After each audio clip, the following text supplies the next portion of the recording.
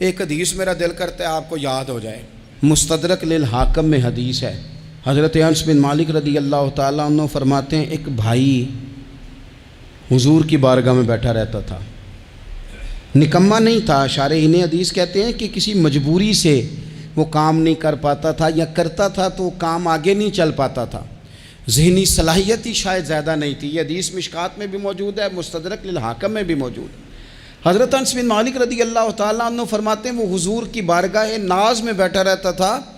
اس کے بھائی نے آ کے شکایت کی، یا رسول اللہ صلی اللہ تعالیٰ علیہ وسلم، یہ کوئی کام ہی نہیں کرتا، کوئی محنت نہیں کرتا، کوئی جدوجہد نہیں کرتا، آگے نہیں بڑھتا،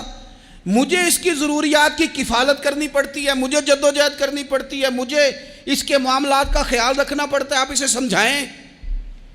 تو حضور نے بہت سارے لوگوں کو سمجھایا جو کام نہیں کرتے تھے۔ ہمیں سیاستہ میں وہ حدیث بھی ملتی ہے جس بندے کو نبی پاک صلی اللہ علیہ وسلم نے کہا تھا کہ تیرے پاس جو بھی گھر میں ہے لا، تو وہ پیالہ اور کمبل لائے تھے، حضور نے بیچ کے کہا تھا جا کلاڑا خرید کے لا اور لکڑیاں کاٹ کے تو بیچ کے اپنا اور اپنے گھر والوں کا پیٹ پال۔ یہ ساری باتیں اپنی جگہ پر یہاں نبی پاک نے ایک روحانی مسئلے کا حل بھی بتایا۔ اللہ کے محبوب علیہ السلام سے عرض کی حضور یہ یہیں بیٹھا رہتا ہے اور سارے ہی کام مجھے کرنے پڑتے ہیں۔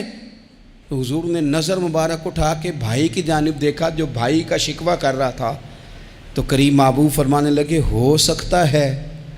یہ جملے میرے محبوب کے، ان کو کہیں لکھنا، ان کی مٹھاس دیکھو، ان کا حسن دیکھو، اور بھائیوں کی محبت کے بیچ جو رسول پاک پیوند لگا رہے ہیں اور جوڑ رہے ہیں، اور جس انداز میں بھائی کو بھائی سے ملا رہے ہیں،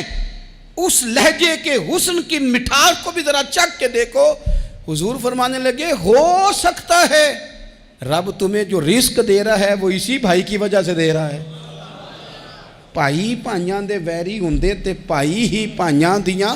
باواں، او بھائی ہو سکتا ہے اس کی وجہ سے تجھے مل رہا ہو، اس کی وجہ سے۔ وہ دروازے نہ بند کریں جن دروازوں کی برکت سے روزی آتی ہے، کبھی بھی وہ کام نہ کریں جن کاموں کی اگر آپ کو کل تک برکت تھی، کل تک کام ٹھیک چل رہا تھا، کل تک نظام بہتر تھا، اور آج آپ کو محسوس ہوتا ہے کہ کہیں کمزوری آ گئی ہے، کہیں حالات اس طرح کے نہیں رہے، تو پھر آپ غور کریں کہیں ایسا تو نہیں کسی غریب کا آپ کے گھر سے رزق جاتا تھا اور آپ نے بند کر دیا، کسی کی مدد ہوتی تھی آپ نے بند کر دی، کسی کے ساتھ شفقت ہوتی تھی آپ نے بند کر دی، کوئی شخص آپ کی وجہ سے تسلی میں تھا اور پھر آپ نے اسے تکلیف میں ڈال دیا۔